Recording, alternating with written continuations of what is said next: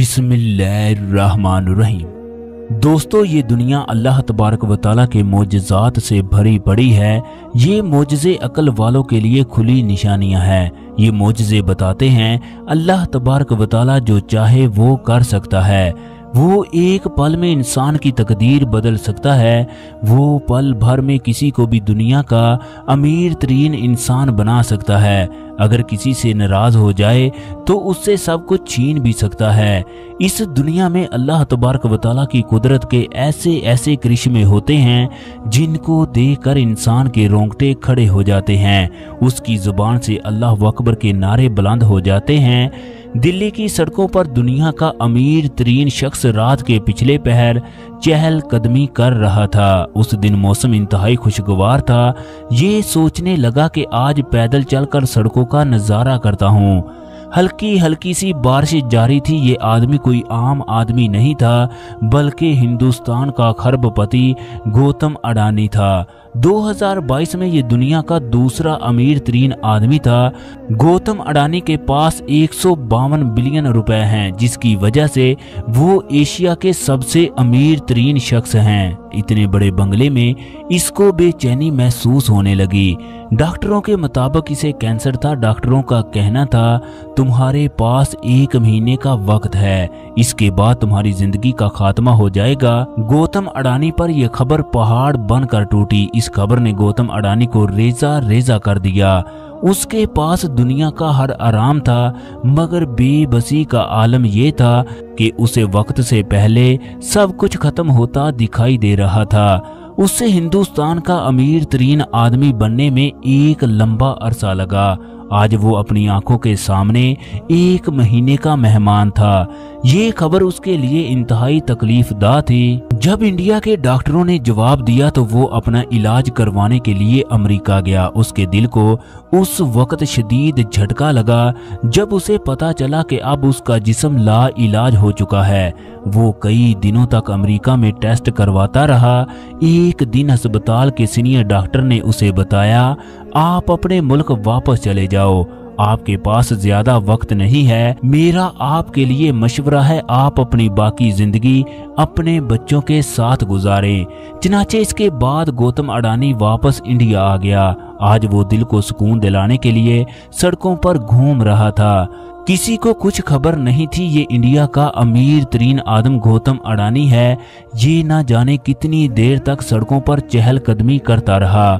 इसकी सोचों का तसलसल उस वक्त टूटा जब ये एक वीरान पुल पर पहुंचा। सड़क के दूसरे किनारे एक औरत बुरखे में खड़ी थी। ये औरत किसी अजनबी से बातें कर रही थी। ये औरत उस अजनबी की मिन्नत समाजत कर रही थी, जबकि वो आदमी कोई आवारा मालूम होता था। गौतम अडानी के कानों में जब उस औरत की बातें पहुंची तो उसे सुनाई दिया, खुदा के लिए मुझे इतने पैसों की जरूरत है, मेरे बच्चे घर में भूखे हैं, मैं तुम्हारा हर काम करने को तैयार हूँ। जबकि वो अजनबी आदमी उसे आधी कीमत देने के लिए तैयार था। फिर अजनबी ये कहते हुए वहां से चल दिया, मैं इतने पैसे ही दे सकता हूँ, आगे आपकी मर्जी। थोड़ी दूर जाने के बाद वो अजनबी दोबारा उस औरत के पास आकर कहने लगा, तुम्हारा क्या मूड है? मगर उस औरत ने फिर पूरी रकम का तकाजा किया। चनाचे वो अजनबी वहां से चल दिया। गौतम अडानी मुस्लिम औरत का ये तमाम मामला देख रहा था। चनाचे गौतम अडानी उसके पास गया। पास जाकर उस औरत से पूछने लगा, आप मुझे बता सकती हो आपका क्या मामला है? गौतम अडानी ने जब ये सवाल पूछा तो उस औरत की आंखों से आंसू जारी हो गए। ये औरत कहने लगी, भाई कसम है उस जात की जिसके कब्जे में मेरी जान है, मेरा ताल्लुक एक मुसलमान घराने से है, मैं उस किस्म की औरत हरगज नहीं हूँ। मैं बहुत मजबूर थी, मजबूरी के आलम में आज मैं इस जगह पर मौजूद हूँ। गौतम अडानी इसकी बातें सुनकर दिल ही में रो पड़ा। उसे ऐसा मालूम हुआ जैसे उसका दिल किसी ने मुट्ठी में बंद कर लिया हो। गौतम अडानी इंतहाई नरम लहजे में पूछने लगा, आप मेरी बहनों की तरह हो, आप मुझे बता सकती हो आपके साथ क्या मसला है? वो बताने लगी, मेरा नाम सादिया है, मैं एक बेवा औरत हूँ, मेरे छोटे छोटे बच्चे हैं, शौहर को फौत हुए 1 साल हो चुका है। शुरू शुरू में सब लोग ख्याल करते थे मगर अब कोई हाल भी पूछने के लिए नहीं आता।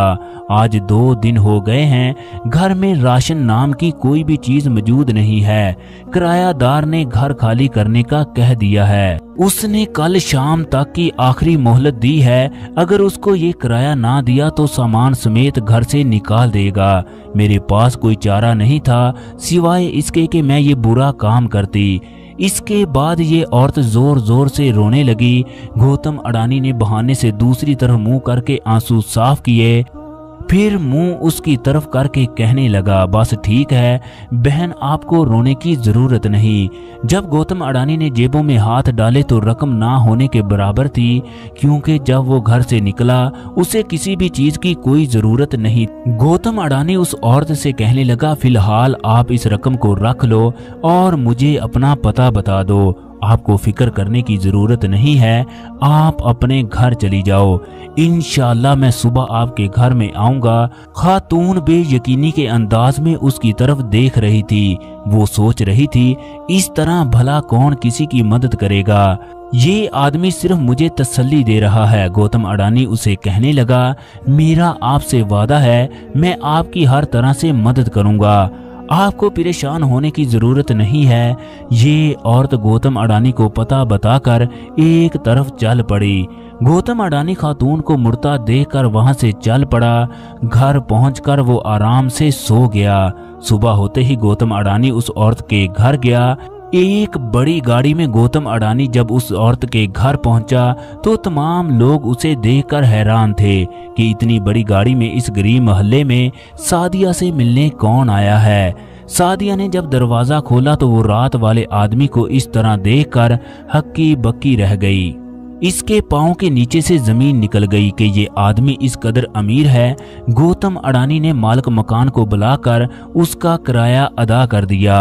सादिया और इसके बच्चों को लेकर एक बड़े फ्लाइट में चला गया। उनसे कहने लगा, आज से ये फ्लैट आप लोगों का है, आप लोगों को हर महीने पैसे मिलते रहे। इतना खूबसूरत फ्लैट देखकर उसे अपनी आंखों पर यकीन नहीं आ रहा था। सादिया ने रोते हुए गौतम अडानी का शुक्रिया अदा किया। गौतम अडानी उसे बताने लगा, मैं चंद दिन का मेहमान हूँ, मुझे कैंसर है, बस आप अपने अल्लाह से मेरे लिए दुआ कर दिया करें। इसके बाद गौतम अडानी अपने ऑफिस चला गया, जबकि सादिया जाए नमाज बचाकर उसकी सेहत याबी के लिए अल्लाह रब्बुल इज्जत से दुआएं करती रही। सादिया हर वक्त उसके लिए दुआएं करती। दूसरी तरफ गौतम अडानी को पूरा यकीन था उसके पास 1 हफ्ता बाकी है। मगर दोस्तों महीना गुजर गया मगर गौतम अडानी को कुछ ना हुआ। उसने जब दोबारा रिपोर्ट करवाई तो पता चला उससे कैंसर नाम की कोई भी चीज मौजूद नहीं है। डॉक्टर भी उसकी रिपोर्ट देखकर हैरान थे। गौतम अडानी को पूरा यकीन था ये सब कुछ उस औरत की दुआओं की बदौलत हुआ है। गौतम अडानी बताता है कि ये मेरी जिंदगी का ऐसा वाकया है जिसे मैं भूल नहीं सकता।